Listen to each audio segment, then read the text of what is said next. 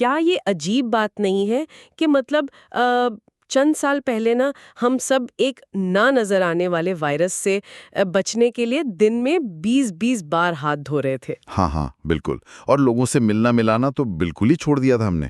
Exactly. اور وہی انسان، وہی لوگ آج ہائی وے پر 100 کلومیٹر کی رفتار سے گاڑی چلاتے ہوئے ایک ہاتھ سے واٹس ایپ پر میسج ٹائپ کر رہے ہوتے ہیں. یہ بہت بڑا تضاد ہے. مطلب ایک طرف اتنا خوف اور دوسری طرف اتنی لاپرواہی. بالکل. اور دماغ کے اندر آخر ایسا کیا چل رہا ہوتا ہے کہ ہم ایک خطرے کے لیے تو اپنے آپ کو گھروں میں قید کر لیتے ہیں اور دوسرے خطرے کو روزانہ ہنستے کھیلتے دعوت دے رہے ہوتے ہیں. یہ واقعی سوچنے والی بات ہے. اور آج ہم اسی نفسیات کو سمجھنے کی کوشش کریں گے. آج ہم سید عبدالحکیم کی بڑی زبردست کتاب ہر گھر سے ایک سینک، اس کے 6 باب پر بات کر رہے ہیں، جس کا عنوان ہے وہ آئینہ جس سے ہم کتراتے ہیں. بہت ہی دلچسپ اور میں کہوں گا کہ بڑا چبھتا ہوا موضوع ہے یہ. اور ہم یہاں کوئی ٹریفک قوانین کا کتابچہ نہیں پڑھنے والے، بلکہ ہم ان نفسیاتی الجھنوں کو، اس دماغی وائرنگ کو ڈیکوڈ کریں گے جو سڑک پر ہمارے رویے کو طے کرتے ہیں. تو چلیں اس بات کو تھوڑا کھول کر سمجھتے ہیں. جی بالکل، شروع کرتے ہیں. اچھا، اگر ہم کتاب کے پہلے حصے کی طرف آئیں تو مصنف نے ایک بڑی کمال بات کی ہے الزام تراشی کے حوالے سے.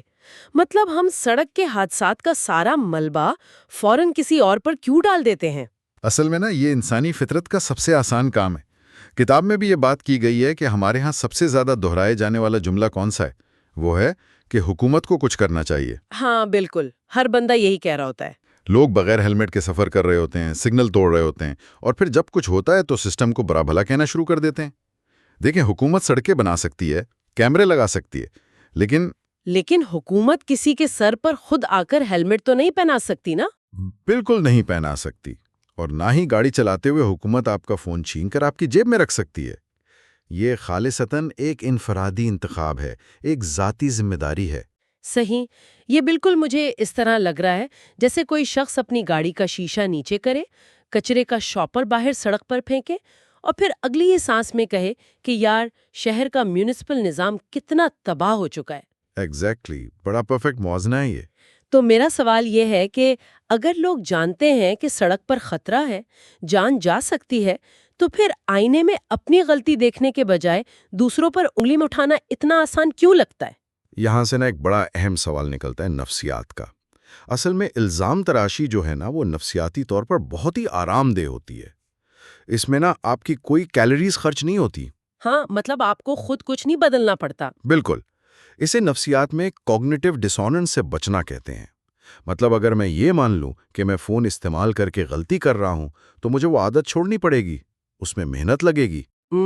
یعنی خود کو بدلنا مشکل ہے تو بس سسٹم کو گالی دے دو. 100%.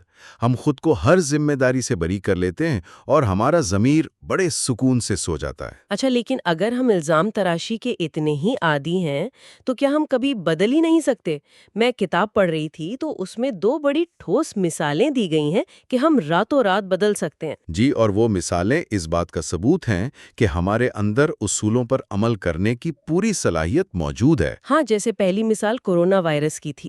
جب لاک ڈاؤن لگا تو لوگوں نے بغیر کسی بڑی مہم کے خود کو گھروں تک محدود کر لیا، ماسک پہننا شروع کر دیے. بالکل، کیونکہ انہیں احساس تھا کہ اس وائرس سے ان کی اور ان کے پیاروں کی جان کو خطرہ ہے.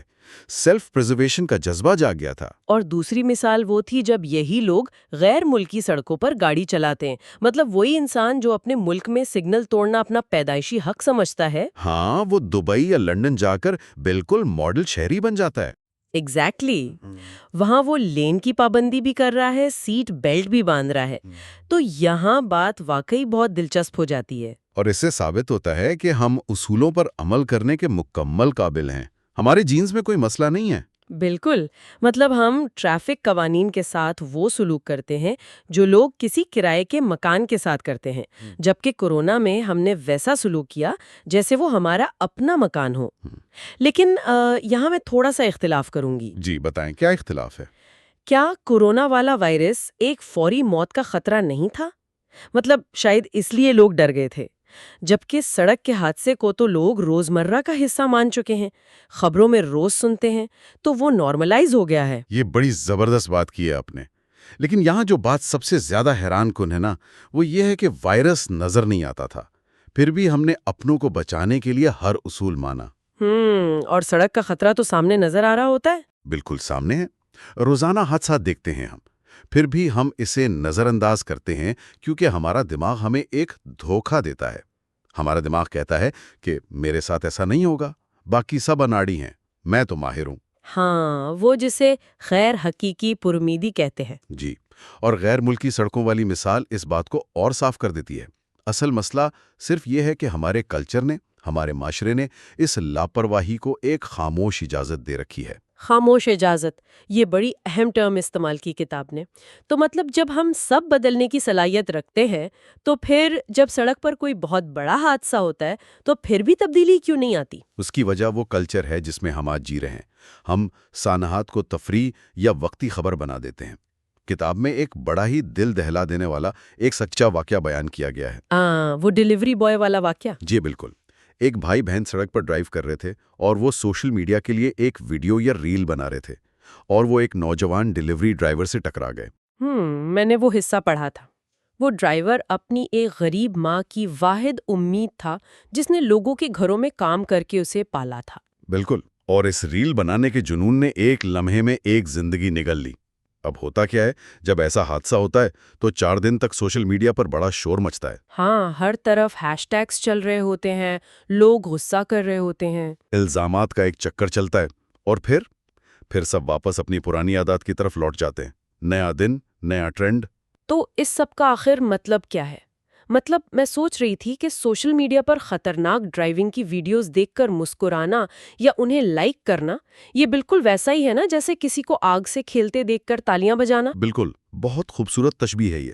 تو کیا ہم یہ کہہ رہے ہیں کہ ہمارے فون پر کیا گیا ایک عام سا چھوٹا سا لائک بھی ہمیں اس پورے مسئلے کا، اس حادثے کا حصہ بنا دیتا ہے؟ اگر ہم اس بات کو بڑی تصویر سے جوڑ کر دیکھیں نا، تو بالکل ایسا ہی ہے۔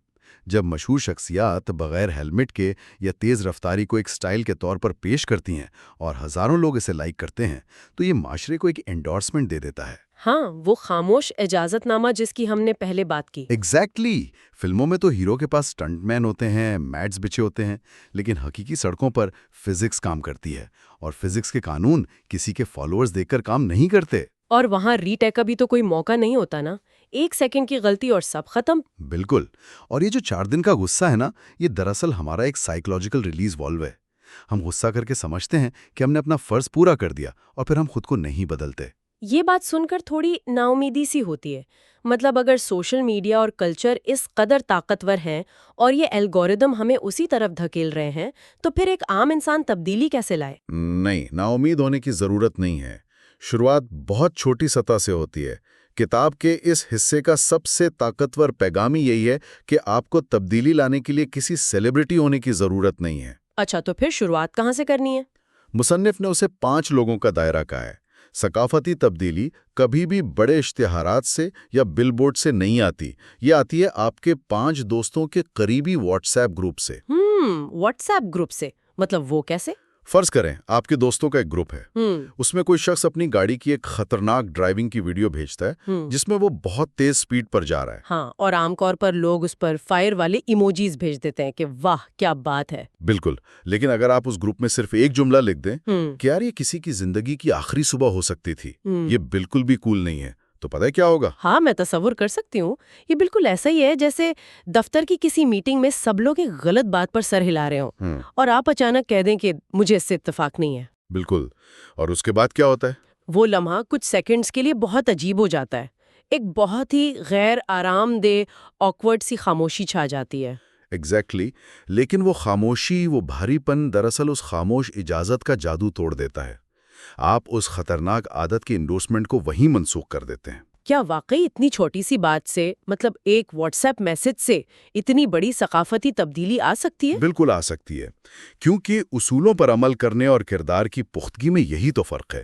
جب آپ کسی چالان کے خوف سے نہیں بلکہ اصولوں کو اپنی شخصیت کا حصہ بنا کر کام کرتے ہیں نا، تو آپ پھر کیمپینز یا کیمروں کے محتاج نہیں رہتے۔ ہم ہمیشہ تبدیلی کے لیے اوپر دیکھتے ہیں کہ کوئی اور آ کر ٹھیک کرے گا، حالانکہ تبدیلی تو ہمارے بالکل دائیں بائیں، ہمارے اپنے ہاتھوں میں موجود ہے۔ 100%۔ آپ نے اپنے اس چھوٹے سے دائرے میں اس غلط کام کو نارملائز ہونے سے روک دیا، اور وہ 5 دوست جب کسی اور دائرے میں جائیں گے تو وہاں ہی اصول لے کر جائیں گے۔ تو ہم اگر اس پوری بات کو سمیٹیں تو ٹریفک کے قوانین کی پابندی کا مقصد محض کسی چالان سے بچنا نہیں ہے، یہ کمپلائنس نہیں ہے، بلکہ یہ زندگیوں کی حفاظت کرنا ہے، یہ ہمارا کردار ہے۔ بالکل، یہ تبدیلی باہر کیمروں سے نہیں آئے گی، یہ ہمارے اندر سے آنی چاہیے۔ صحیح۔ اچھا، اس ساری گفتگو کے بالکل آخر میں چاہوں گی کہ ایک نیا اور تھوڑا فکر انگیز خیال ہم سب کے لیے چھوڑ کر جاؤں، جو اس کتاب کو پڑھنے کے بعد میرے ذہن میں آیا۔ جی ضرور، وہ کیا خیال ہے؟ ذرا سوچئے، اگر اگلی بار ہم اپنی گاڑی کی چابی گھماتے ہوئے اس گاڑی کو محض ایک سفر کی مشین نہ سمجھیں، بلکہ اسے اجنبی لوگوں کے لیے ہماری ہمدردی کا ایک چلتا پھرتا امتحان سمجھے۔ وہ لوگ جو سڑک پر چل رہے ہیں وہ ہمارے خاندان کا حصہ تو نہیں ہے، لیکن کسی اور کے لیے وہ پوری دنیا ہے، کسی ماں کا بیٹا، کسی کا اکلوتا سہارا۔ بہت بہت گہری بات ہے یہ۔ کیا یہ سوچ ہماری رفتار اور ہمارے دھیان کو مکمل طور پر بدل نہیں دے گی؟ کیا ہم اپنا فون جیب میں نہیں رکھ لیں گے؟ اگر ہم سب اس بات کو ذہن میں بٹھا لیں تو یقین مانیں ہمیں سڑکوں پر کسی کیمرے یا پولیس والے کی ضرورت ہی نہیں پڑے گی۔ انسانی ہمدردی سب سے بڑا قانون ہے۔ بالکل۔ اور اسی پرسکون لیکن گہرے احساس کے ساتھ ہم اس مطالعے کا، اس ڈیپ ڈائیو کا اختتام کرتے ہیں۔ امید ہے کہ یہ خیالات، یہ وہ آئینہ جس سے ہم کتراتے آئے ہیں، اگلی بار سڑک پر نکلتے وقت ہمیں ضرور یاد رہے گا۔ اپنا خیال رکھیں اور ہمیشہ ذمہ داری سے سفر کریں۔